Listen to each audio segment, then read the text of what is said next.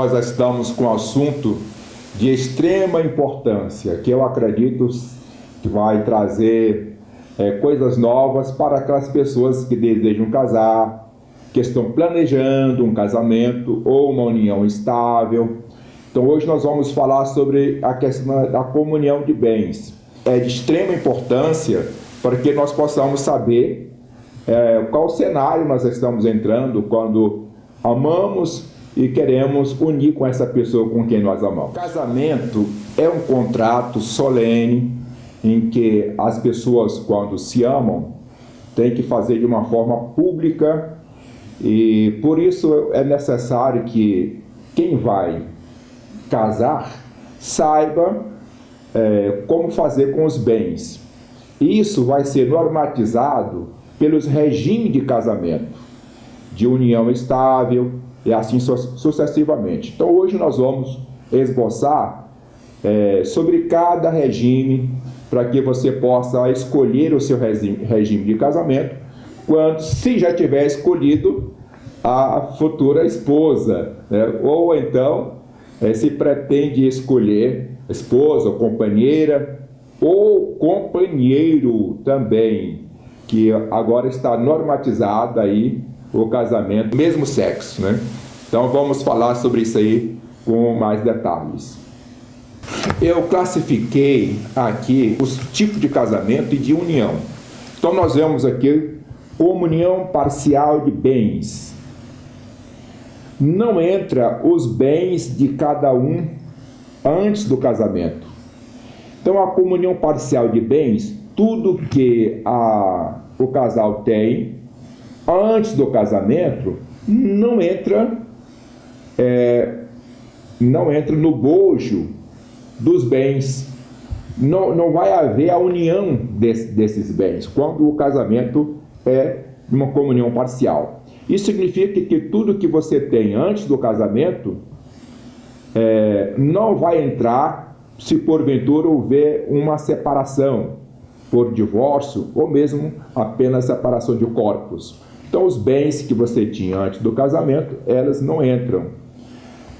Como também não vai entrar nesse casamento, não vai ter comunhão aí, os bens que você receber de doação da família ou de pessoas que não são da família, ou mesmo uma herança. Então, se o homem recebeu uma herança da sua família, esses bens dessa herança não vai entrar na separação, e nem tampouco se ele receber algum bem doado. Existem casos concretos, por exemplo, que pessoas recebem casas populares doadas pelo município, que é tipo um empréstimo. A pessoa, na verdade, não é dona daquele imóvel. Então, esses imóveis são doados ou por pessoas físicas ou pessoas jurídicas, eles não entram na divisão no caso de uma separação. A comunhão universal de bens. O que é meu é nosso, e o que é seu é nosso. Então, a comunhão universal de bens significa que tudo que é seu antes do casamento é nosso. E tudo que é meu antes do casamento também é nosso. Isso significa que todos os nossos bens entram também na comunhão. No caso de uma separação, aquilo que eu trouxe de casa, que eu adquiri antes da união, vai entrar também na divisão. Porque o regime de casamento assim o determina. A lei que regulamenta o casamento assim determina. Então, o que é meu é nosso e o que é seu também é nosso. Separação total de bens. Na separação total de bens, tudo que um tem não comunica com o outro. Antes do casamento e também durante o casamento, cada um tem o direito de administrar o seu bem. Isso significa que o marido não precisa pedir autorização da esposa para vender o imóvel. e vice-versa. Então não tem o chamado outorga uxória, que é a autorização para se vender um bem que foi adquirido ou antes ou durante do casamento. Então cada um administra esses bens. No caso de separação, pode haver também acordo de que os bens que foram valorizados durante a união, esses bens possam ser divididos aos seus valores. Mas isso depende do termo do acordo que for realizado no dia da separação. Então, infelizmente, é assim. A gente casa, não pensa em separar, mas pode vir aí uma separação indesejada, e por isso a lei normatiza os bens para que não haja confusão nem de sabores quando houver a separação. É a separação obrigatória. A separação obrigatória, isso é quando a pessoa tem mais de 70 anos de idade, ou tem algum problema físico que precisa de uma autorização, físico ou mental, que precisa de uma autorização judicial para o casamento, ou que seja pessoa menor de idade, que por um problema ou outro jurídico tem que ter uma autorização jurídica. Então, esses bens é obrigatório ser separado. Participação final nos aquestos. Isso significa que é um regime misto. Ele é um pouco comunhão universal e um pouco separação. Esse é o tipo de regime mais difícil para se fazer um inventário, porque tem que olhar as pormenoridades que a lei vai determinar a forma de fazer a divisão desses bens. Já que é um regime misto, então tem que haver um cuidado muito grande, especialista realmente, para que possa fazer essa separação e essa divisão de bens conforme determina a lei. E sempre aquilo que um deseja, que um acha que tem um direito, às vezes a lei fala que não, e assim sucessivamente. O concubinato é a pessoa que é casada, por exemplo, o homem casado, e ele arruma uma concubina. O que é a concubina? É uma amante que ele tem como esposa.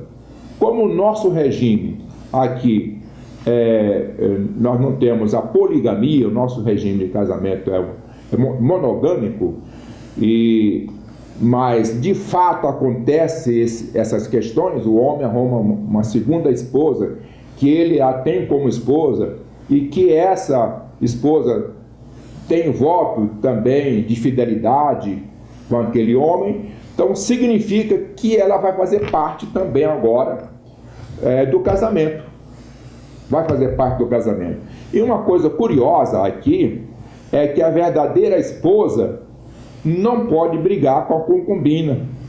Nós temos várias jurisprudências aí de esposas que brigaram com a concubina do esposo e no final teve que pagar uma indenização altíssima para a concubina, porque a concubina agora passa a ser também esposa, mesmo que o nosso regime determine que seja monogâmico. Mas a lei também normatiza essa condição de segunda esposa. Isso significa que, quem sabe, posteriormente, possa ter um regime poligâmico, em que o homem possa casar com mais de uma esposa e a esposa casar com mais de um esposo. Então tem uma sociedade familiar aí com 2, 3 esposos, e uma sociedade familiar com 2, 3, 4, 5 esposas. Nós já temos isso de fato, não tem de direito ainda, mas tem de fato. Só que a lei normatiza a questão da separação dos bens e também na questão da pensão. Caso o provedor venha a falecer e a concubina demonstra realmente que era dependente da renda daquele senhor que era provedor do lar, então ela vai ter parte também na divisão dos bens, como se fosse meieira. A meieira tem 50%, divide então 50% em 25% com a concubina. É uma questão ainda que está no avanço da lei. E nós temos também a união estável entre homem e mulher, e a união estável entre mulher e mulher e homem e homem, que a lei também regulamenta a divisão dos bens. A união estável, desde o dia que a pessoa uniu com a pessoa do mesmo sexo ou do sexo oposto, uniram-se para viver em comum. A partir daquele dia, os bens que forem adquiridos por esforço de um ou pelo esforço dos dois. Porque a lei fala o seguinte: se um adquire o dinheiro e compra, mas o outro estava auxiliando, dando apoio moral, apoio social, apoio afetivo, apoio amoroso, então significa que ele também tem o mesmo direito daquele que trabalhou e ganhou o dinheiro. Então a gente vê muito nos casos concretos, o companheiro ou a companheira falar: não, isso é dinheiro meu, foi eu que trabalhei, ela não me ajudou, ou ele não me ajudou. Isso não funciona. A lei normatizou: se um trabalha, o outro fica em casa, dá um apoio moral, é como se estivesse trabalhando, ganhando o mesmo dinheiro, então tenha o direito da fatia do mesmo pão, dos mesmos bens. Isso vale para casal ou para pessoas, união do mesmo sexo. Inclusive, na questão da assistência social com o INSS, questão de aposentadoria e pensão, a lei normatiza isso aí para dar garantia social às pessoas que têm essa vivência 2. Eu vou falar uma questão prática que está dando muita confusão no Poder Judiciário, que tem juízes que entendem que a união estável, no caso de homem e mulher, é do período que a mulher é engravida. Nós temos sentenças aqui, inclusive no escritório, de juiz que deu essa sentença, que ele entendeu que a pessoa, que a mulher, no caso, no momento que ela é engravida, que está em união estável. Porém, não é isso que fala a lei. A lei diz que só há união estável quando todos estão debaixo do mesmo teto, tendo a mesma convivência. Mas nós olhamos, temos sentença dos dois lados. Isso significa que está havendo uma insegurança jurídica nesse ponto. Está havendo uma insegurança jurídica nesse ponto.